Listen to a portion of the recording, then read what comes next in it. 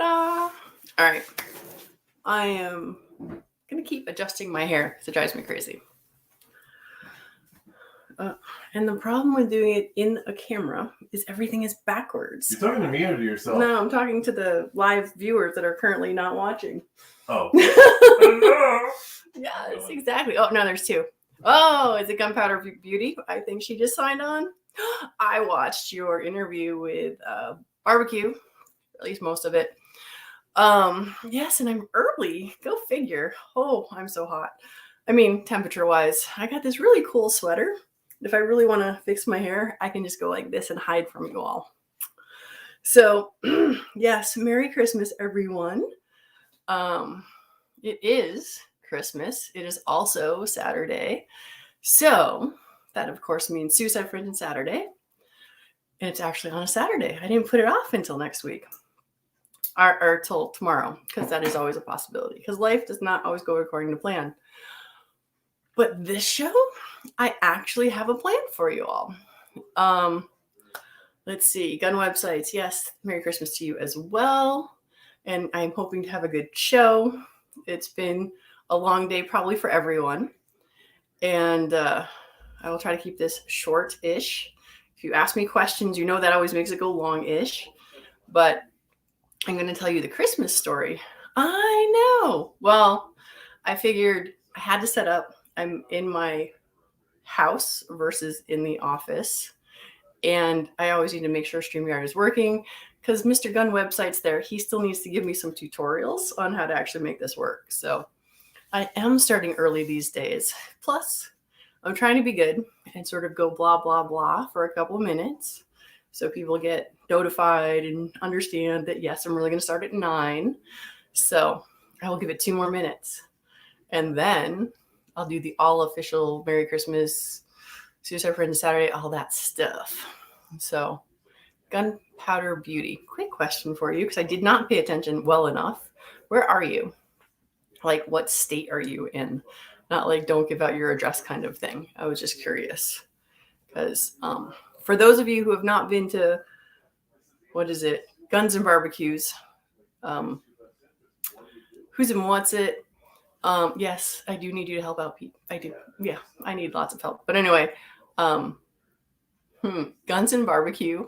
Just look up the channel on YouTube and then look for his Women of 2A Wednesday interviews. And then you can look up Gunpowder Beauty's interview with him.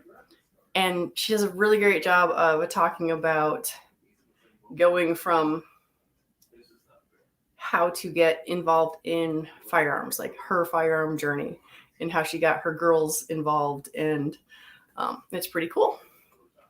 And a Texas girl living in Missouri. Okay.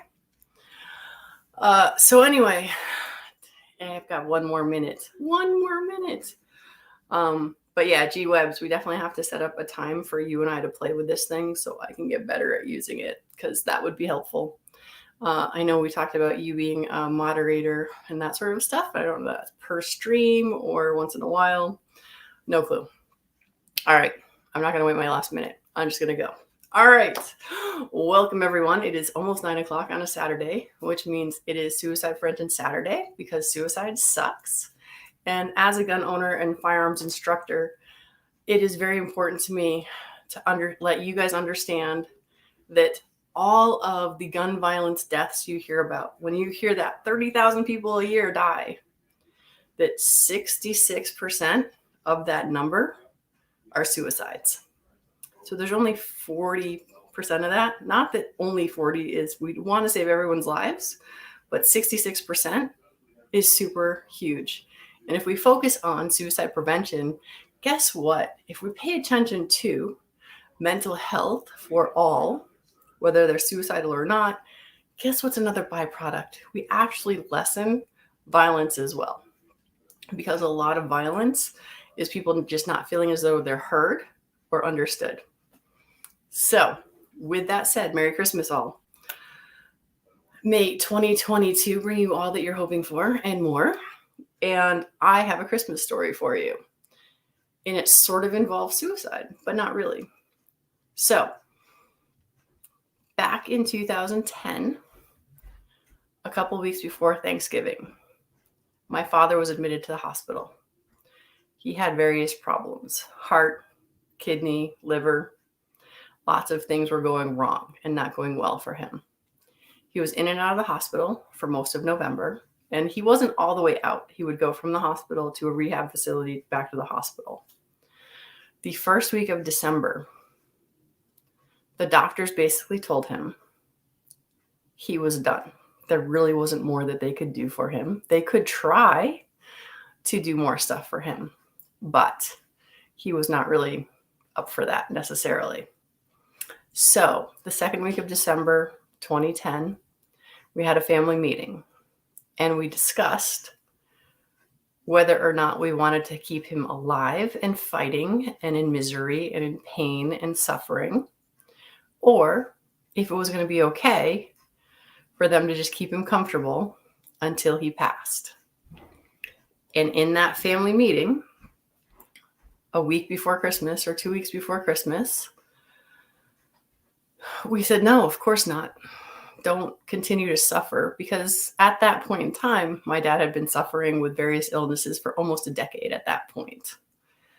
And he hadn't stopped smoking. He hadn't started exercising. He hadn't done any of the things that the doctors told him he should be doing. And it wasn't right to keep him going, because when, my dad asked, do you want me to change my mind? Because he was pretty sure he just wanted to finish out his days as comfortably as possible. And that was that. And now I'm there, my dad, the ex-wives club, because my dad had more than one, but they still got along. My brother, my nephew. And I'm just like, no, unless you're going to change something or somehow a miracle occurs, if you're done, you're done. We give you our blessing to continue on. So that was the big decision.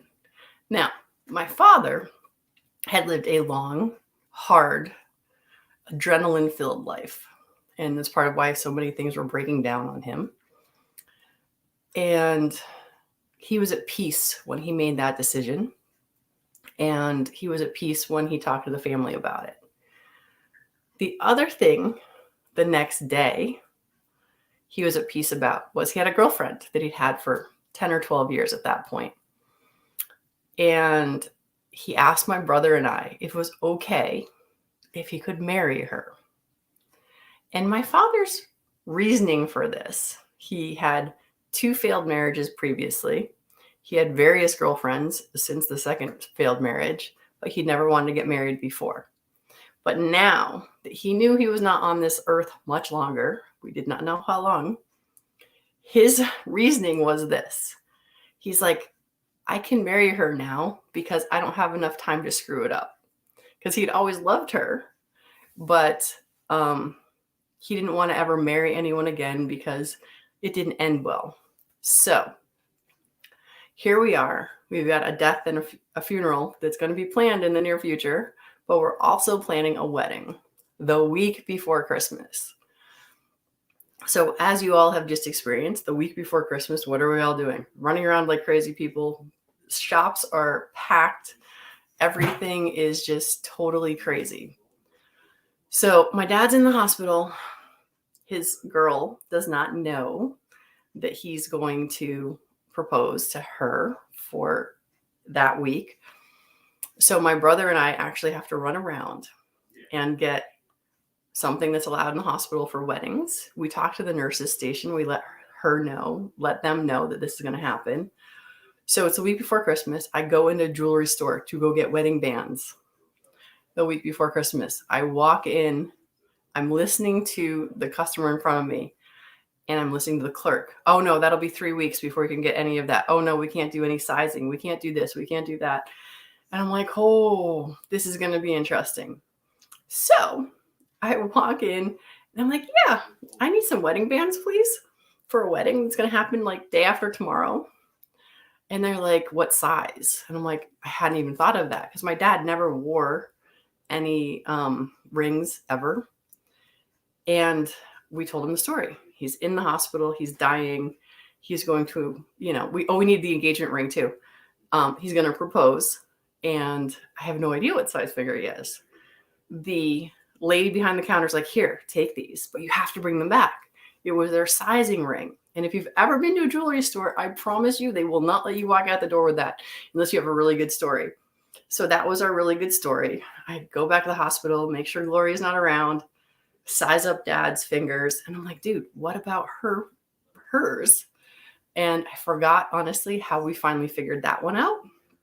So I go back, we pick out an engagement ring for him to propose with. We picked out wedding bands. They put it all together with the sizes that we needed. And he's in the hospital. So there's limited as to how we can do anything. So he's been in a Johnny basically for the past month and a half. So the next thing we have to do is put a shirt on him. Well, normally that'd be easy, except he's got IVs and all this other stuff. So now we've got the nurses in on this. So we get him a button-down shirt, and the nurses cut it and put it on him so that all the stuff is where it's supposed to be. You can't have flowers in this hospital where he's at because he's got different immune problems and allergies and stuff like that. So we found soap flower petals that are allowed in the hospital. And so we get my father all dressed up. We put flower petals, soap, all over the floor, which probably wasn't safe if anyone had wet shoes. And there's, and that was it. And so we call Gloria up from the cafeteria. We all leave. Gloria goes in. Dad proposes, tears, happiness, joy, all of that, in the midst of knowing that my dad's going to be dead within the next couple of weeks. So that happens. Now, again, here we are, like 3 days before Christmas now or something like that. Wedding gown for Gloria. Luckily, she's not really high maintenance and fancy. So I had bought her a white sparkly sweater, and that was her wedding gown. So my brother, who has been in missionary school at that point for I don't remember how many years, was the one who actually married them. And so here we are, week before Christmas. We did the impossible of getting sized properly rings and engagement rings. We've got a makeshift wedding dress for Gloria, and my brother's going to do the honors of getting them married. So here they are. We're all in the hospital room.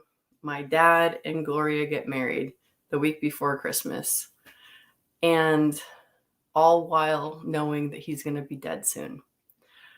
One of the things that was great about this was knowing that my father was finally at peace.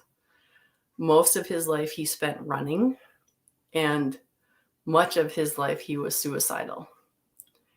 He would always talk to my brother and I, saying that he wished that he was dead so that he could pass on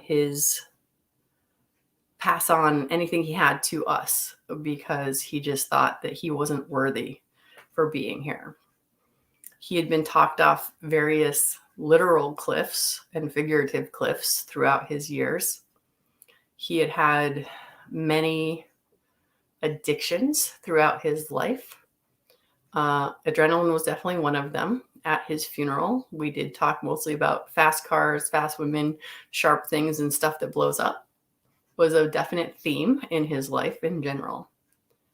That December, however, of 2010, he came to peace with who he was. He came to peace with himself, and he had that faith. He believed in God, because goodness knows my brother's a good preacher.